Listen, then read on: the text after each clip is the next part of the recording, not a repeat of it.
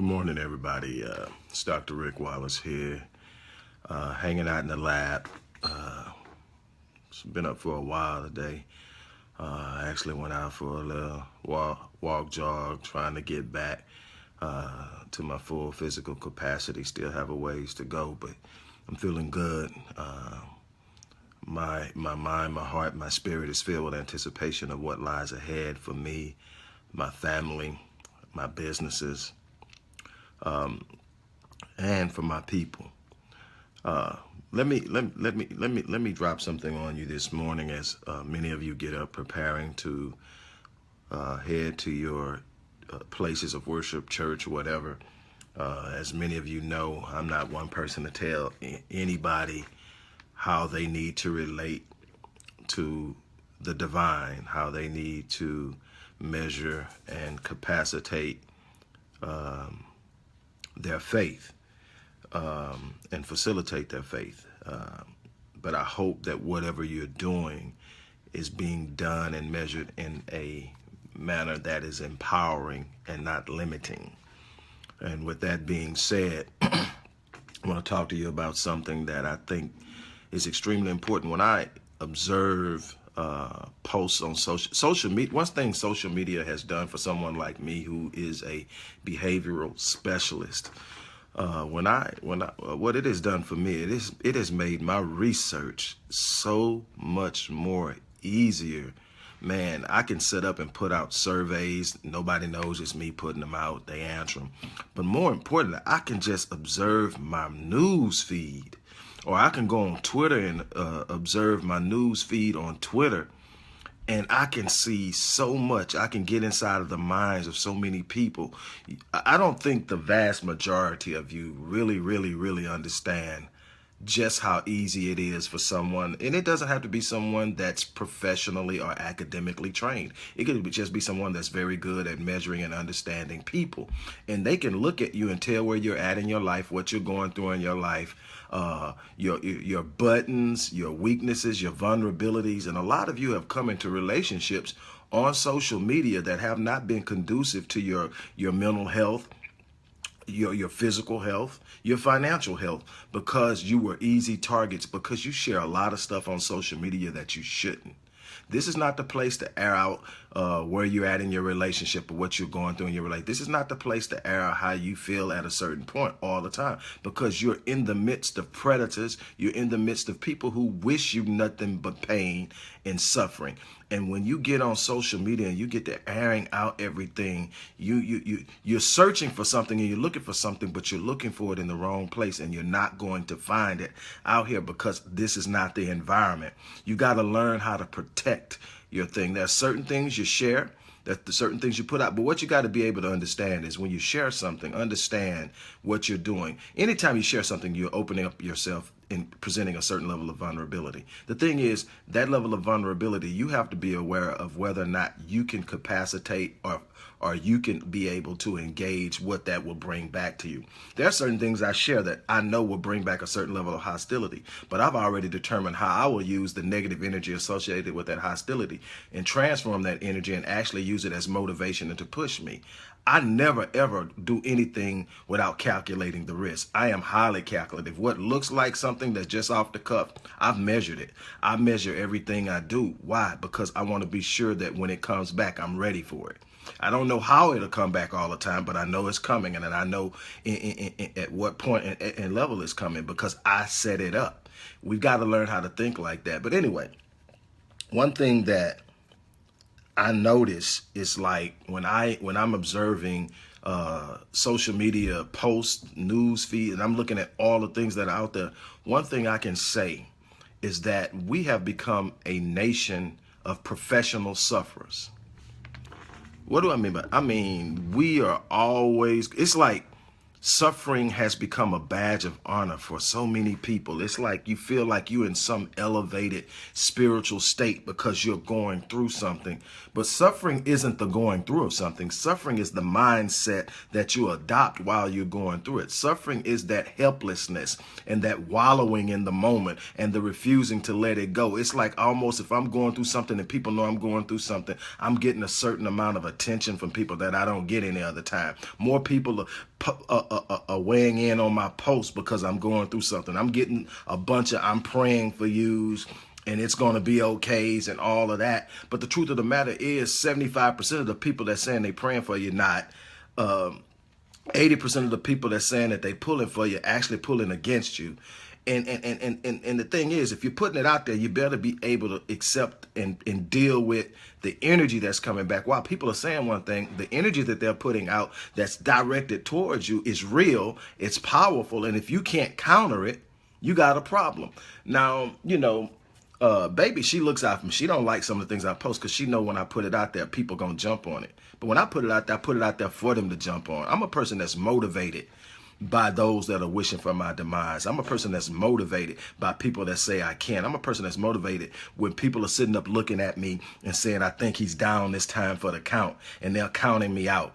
I'm motivated by that, and I can handle the negative energy because I've reached a spiritual level in my life where I can convert negative to positive and use it as energy to compel myself. Very few people are able to do that. This isn't me saying I'm better than you. This is just me saying that I've stuck it out, I've dealt with it, and I've developed myself to this point, and it wasn't easy. Now let's talk about, you know, it's one thing when I sit up and I tell somebody, hey, I know you went through it, but it's time to let it go. I know he did this to you, but it's time to let it go. I know what you went through, you know, what she did really sucks, but it's time to let it go. I know not having a father sucks, but it's time to let it go. I know being abused as a child, sexually abused as a child sucks, but it's time to let it go. People will sit up and tell me, you don't know what it's like. It's easy for you to say that. I've been through a bunch of that. I've been through it. Never knew my father. Abused as a child. I've been through that. I've been through having my heart broken. I've been through having people go behind my back and do things that were detrimental to me. I've gone through suffering physically, spiritually, emotionally in life. So I'm not talking to anybody. I tell people all the time when they ask me why I'm so passionate. I'm passionate because when I'm speaking, I've lived. So the moment I get to talking about it, I'm reminded of where I've come from. I'm reminded of what I've been through. I'm reminded of what I've overcome. And one of the things I can tell you is the difference in the way that I engage the pain in my pain is inevitable. It is a natural part of life. It's going to happen. There's no circumvention of life's vicissitudes and struggles. You cannot get around it. You cannot avoid it. You cannot shake it. It's going to happen. You're going to lose a loved one. I'm talking about people think I've just got this easy road because I'm always talking. I'm always smiling. I'm never complaining.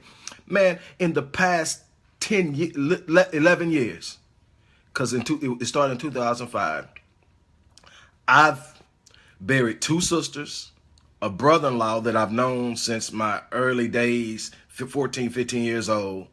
I've buried my stepmother, who was actually closer to me than my biological mother. And that's just in losses. I've lost my great-grandmother in 2010, who was my adopted mother, the only woman I know as a mother actively in my life. All of this happens. I don't get to avoid that. I don't get to walk around the stuff I've been through what you've been through. Here's the difference. I accept the fact that I can't avoid pain, but I refuse to be a sufferer. I look at my pain, I deal with my pain, and I put it behind me. Why? Because wallowing in it and letting the pain, suffering is when you allow your pain to control you and dictate your behavior. You can't get away from pain, but if you let pain be the influencer in your life, you're now suffering. See, suffering is a choice. You choose how you're going to engage the vicissitudes of life. You choose how you're going to deal with loss, how you're going to deal with disloyalty, how you're going to deal with financial difficulties. You choose how you see the lens that you view life through is your choice. And it's going to dictate how you deal with every moment you come up with. People ask me, well, you're always talking about what you're doing, what your goals are. You don't never get to a point where you feel you can't. No. That's why I don't have a plan B. Why? Because plan A was given to me. Why is it so important to me when I'm talking to people about their dreams that they stay on their dreams? because I'm a believer that the dream isn't even something I came up with. I believe the dream and the vision is something that God implanted in me as a part of my design. And if I'm not living in it, I'm not owning up and handling my responsibility to him. So the dream isn't negotiable. It's not something that I can look at and say, okay, that ain't working out for me. Let me try this. It's not meant to be easy. It's meant to be difficult. But at the same point in time, check your design. Everything you need to do what he gave you to do is inside of you. You haven't activated it. You've talked yourself out of it. You told yourself a story so often that you now believe it. And now you've talked your spirit into believing it. I tell people all the time, how I get through things is not because I don't have the same circumstances as you. The difference is I've told myself that I'm built for this so long, that I'm prepared for this so long and so often and so frequent that my subconscious mind has communicated to my spirit that I'm unbreakable, unshakable, unstoppable. So that when I get to a circumstance that looks dim, that looks dark, that looks horrible, I'm looking at it, I acknowledge that it's there, but then my spirit disagrees with it. Says that, what do you mean by when you say your spirit disagrees with your circle? I say is my spirit acknowledges that the circumstance is real. It's not something in my mind. It ain't something I made up. It's there. It's trying to take me out. But what does it mean when I say my spirit disagrees with it means my spirit overrules it. My spirit declares that my purpose is bigger than my circumstance. My spirit declares that my gifting is bigger than my circumstance. My spirit declares that my genius is bigger than my circumstance. So I turn around and look at the circumstance and say, hey, it's time for me and you to look at each other. I'm going through you. I'm either going through you, over you, around you, but you're not stopping me. I'm built for this. That's the difference between being a victor and a sufferer. That's the difference between being caught up and bound and shackled by your circumstances and overpowering and working through your circumstances. If you're sitting up waiting for that moment that God's going to show up and give you this utopia and you'll never have to go through life again and suffer again, sit down. I got something to tell you. It ain't happening. That moment of ease ain't happening. This ain't about a life of ease. I keep telling people, I've been in places where the things that I was concerned about changed. I've been in places where I wasn't worried about bills. I wasn't worried about nothing getting paid. I had that. But I guarantee you there were other things that money couldn't control. There were other things that status and position couldn't control. There was always something that life could throw at me that was like a curveball that I had to sit up and deal with. So I made up in my mind, I'm not going to ever have this point in my life where I'm just going to be able to sit back and coast. You don't get to coast if you want to be a winner. The mindset of coasting is for people who want to be mediocre. I told you this before. If you followed me, I've told you this before. You got different stages of performance in life. You got poor people who are poor performers. You got people who are average or mediocre performers. You got people who are good performers, people who are great, and people, well, five, because I count phenomenal as being better than great. So you got poor, average or mediocre, good, great, and phenomenal.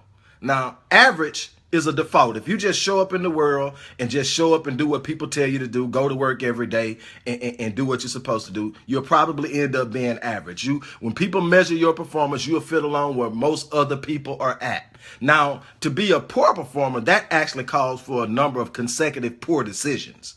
Now, you got to literally choose to be poor.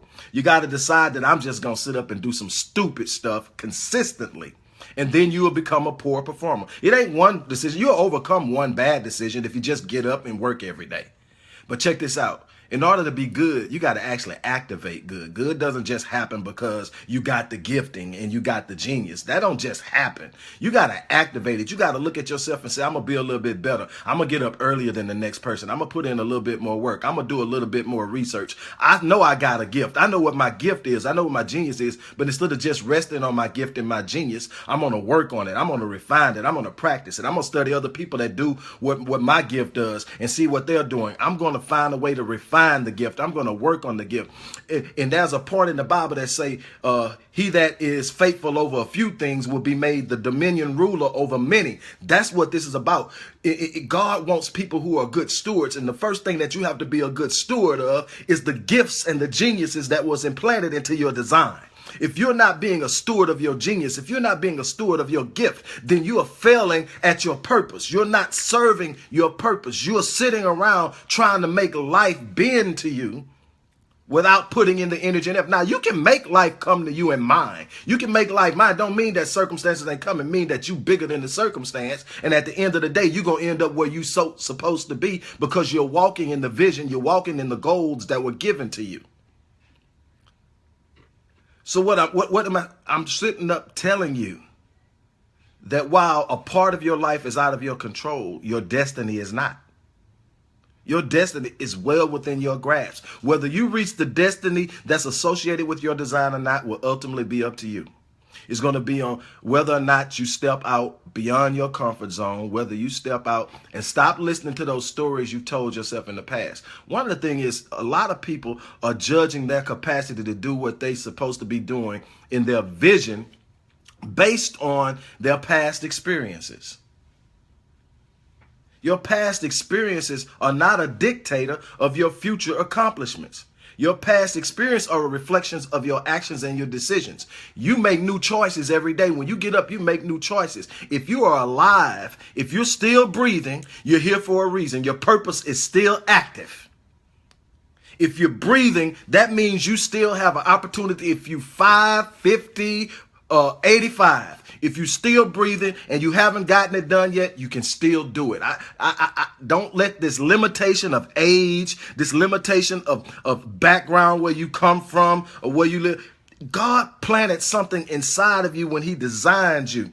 And if you're still living, that's because you still have an opportunity to activate that. Now, you got to activate good. You got to activate great. You got to activate phenomenal. You got to actually get inside and start working on your gift. If you are a speaker, a communicator, a writer, if you are a builder, if you are a machinist or a mechanic, whatever your gift is, whatever you are naturally, you're good at numbers. You got to work on that. You don't just take it and sit on it. You work on it. You practice it. You get up and you do it every day until you become great at it, an expert at it, exceptional and phenomenal at it. Then you go out and you use it to empower and help others. That's why you're here, to make the world a better place, to empower people who are down, to lift up people who have counted themselves out. That's what I live for every day, is to just make an impact with something I say, something I write, or simply being in a situation. Yesterday, I'm at Starbucks. This young kid, I think he was Latino. He comes sit down in a place that's right between me and another guy on this table where it's not a lot of room. And it was tables everywhere. And I'm like, why is this kid sitting down right here when it's all this other room is? He had observed me. And he had determined by observing me that I was some type of businessman. And this kid was 18 years old and he had already started his first business. He didn't know a whole lot about what he was doing, but he had decided he was going to start a business selling iPhone 7 protection cases. He had a website and everything, and he had ran some Facebook ads, and he didn't get not one sale out the Facebook ads, and he was feeling discouraged. And I started to talk to him about basic business. I said, man, you got into a very saturated industry. You got iPhone 7 cases being sold it's thousands and hundreds of thousands of people selling those. So your competition is high. And I started to tell him about, if you want to continue to sell them, you got to find a way to build a niche where you're doing something where not everybody's doing. So you got to add value to it. You got to sell more than the case. You got to sit up and have a site where people come to it and they got a cracked iPhone glass that you got a direct connection to how they can get that fixed for a very reasonable price. You got to have stuff you're sharing on your site every day where people come to your site just to see the information. And then when they do need a case, they are very familiar. I say, you've got to work on being a better you. You got to get up every morning and start opening up your mind. And I sit there and I shared with this guy for about 30 minutes. And he just sit there with his mouth open. Now, the guy that's sitting next to him was also somebody that was sitting there that looked like they was really invested in what they do, but he was paying attention to what I was saying. When I got through talking to this kid, I told this kid about my Visionetics program. I told him about where I was on Facebook because he asked. I didn't tell him about my personal page because I don't think he's ready for that. But I told him, I said, my passion is my people. So when you Google me, you'll probably see more of that than you see anything. But I'm a businessman as well. And this is what I do. And this is what I do. And I told him, well, he said, well, I want to follow you. So he got it and he went after it. When he left, the first thing the guy that was sitting next to him said is, I'm already following you on Rick Wallace, Ph.D. on your Facebook, man. I was listening to what you said. It was on point. And what I'm trying to do now is I'm a contractor that works for a larger contractor in construction. And I'm looking at getting off into a niche of building compact small houses that are eco-friendly and some things. That's the newest trend, in case y'all don't know. And it's not something that's saturated right now. And this is a guy that's in that industry. And so we talked about it. I told him, hey man, get at me. But the thing is, when I left that place yesterday, I had filled my space. I had met people who didn't know me at the time that walked away from the encounter with me feeling better about themselves, having hope and having a sense of identity and a sense of direction. That's what I wake up every day to do. Whether I leave this house and I sit in this lab and I do everything from my computer or I go out in public, I want the people I come in contact with to have a better sense of who they are and feel better about themselves. That's my purpose. That's my fulfillment. That's where I get the greatest sense of fulfillment from, is making sure that I'm touching lives, starting with the woman in my life, the children that I've created, and on outward. Everybody that's around me should feel better because I'm there. And that should be your life, no matter what God has given you to do. When you walk into a room, you should fill that space with nothing but positive energy and the capacity to touch lives. If you're not doing that, success is not the money in your bank account. Success is not the house that you live in. Success is not the car you drive. Success is walking in your purpose and meeting the demand of your design. All of the stuff, the money and all that stuff, when you are living in your purpose and you are walking that out and you have mastered yourself, that will come. It will automatically come because the value of who you are demands that people come and bring it to you. It will happen. You invest in yourself. But like I said at the beginning, and I'm about to get off of here, what I'm going to share with you here is real simple. And what I shared with you at the beginning. A lot of you are not living in your purpose. A lot of you are not walking in your dreams because you've bought the story you've been telling yourself. You've given yourself reasons why. You're walking in it. You're sitting up. You've told yourself a million different reasons. Like I said, people ask me all the time, what is that thing that could stop you? And I made up my mind a long time ago. There is no thing that can stop me. If God gave it to me to do, it's nothing in this world that can stop me. Now, the thing is, I have to make up in my mind that I'm willing to go the distance. Like I say, one of my favorite quotes comes from Lawless, where he says, it's not the violence that sets a man apart. It's the distance he's willing to go. You got a bunch of people willing to be violent, and they'll be violent to get what they want.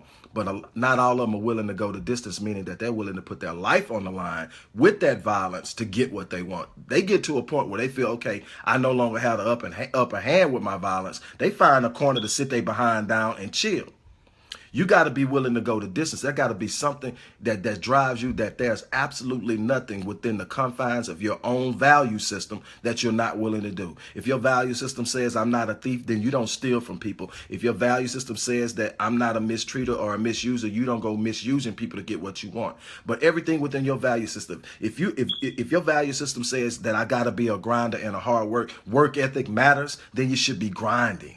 You should be up every day grinding. And you should, no matter where your circumstance is, you've got to be able to live your life. I tell people all the time, Rick, how you deal with those difficult moments? When you was sitting up there and you was homeless, how you deal with that? I tell people all the time, I'm not living in the current. I'm living in the future. I'm literally living in that moment of me realizing everything that I'm working for. So while I'm operating and functioning in the current, meaning that I'm doing the stuff I need to do in the current, my mind is living in what my work will produce. I'm able to literally live in my vision, see my vision, operate in my vision. That keeps me stable. That keeps my mind focused. That keeps me positive. And it's a constant reminder of why I'm going through what I'm going through right now. And so when I'm looking, I'm going like, damn, this is hard. Man, well, most people will give up because it's hard. I can see why I'm doing it. When you know your why and you're connected to your why, the things you can deal with and go through are unbelievable. Some of the things you've told yourself you can't take, it's because you haven't connected with your why yet. You may know what your gifts are, but you haven't connected with your why. Your why is your purpose. What is it that God designed me to do? And it doesn't matter what faith system you in. God designed you. I'm sorry. I believe in evolution, but I also believe that God is the initiator of all things and that he has designed. There's too much order in this universe that remains in order no matter what happens, that sustains life and allows us to do what we do, to sit up and say it just happened. The possibilities mathematically of it just happening are astronomical. That is the sign of an intelligent and infinite being putting all this together. So no matter what faith you in, that's the reality. So what I'm getting at is I learned to live in the reality of my vision. In other words, while I'm functioning in the third dimension, I'm actually living in the fourth and the fifth dimension. I'm more connected with my spiritual existence than I am with my hey, this is live, so all kind of stuff gonna happen, man. I'm not by myself, so stuff gonna happen, and it ain't the first time it done happened. It's okay. I think baby got it under control. I don't think we gotta call the fire department or nothing. It's all good. But again, it's just how you deal with it. You smile and keep going. That's a small thing. You look at it and say, man, I'm shooting this video, and the alarm is over there going off. I mean, I think we've been needing to change that battery for about a year. Because every time I go back and listen to the videos, it's always that chirping.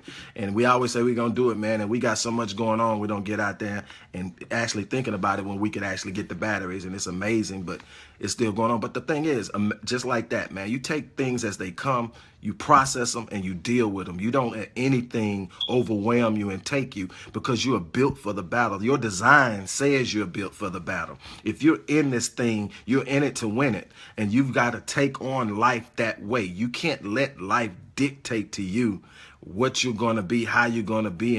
And you definitely can't let your hardships dictate to you that you need to lay down and wallow through it. All these posts to let people know what you got to understand. If you're not prepared to deal with the negative energy that comes from that, what you're looking for when you post, I'm going through this, pray for me, you're looking for the positive energy. You're looking for somebody to say, I'm going to pray for you. You're looking for somebody to say, God's got you. You're looking for somebody to say, hey, everything's going to be all right. You're looking for somebody to say, you got this. And that's all good. But what I'm telling you is a bunch of people that see it, that's sending that negative energy. And if you haven't developed yourself spiritually, you got spiritual infancy, spiritual adolescence, spiritual adulthood, and spiritual maturity. If you haven't advanced to at least spiritual adulthood, you can't take that. And a lot of people think they have, but I can tell by the way the things they're doing, they haven't. And you got to be honest with yourself. If you're out there and what people think and getting the attention of other people and getting the approval of other people is important to you, you haven't reached spiritual adulthood yet. You're still flirting with spiritual adolescence. You're still thinking that your worth and your value is all tied into other people. Your worth and your value is in your design. And that design the value is in the design is because the infinite being of this universe, the divine being of this universe, God, specifically implanted you with certain things that nobody else has. That's your value. If you don't connect with anything else, if you didn't know your daddy, your mama wasn't good to you, if you suffered through life as a child, it doesn't change your design. You had your design before you went through your first struggle.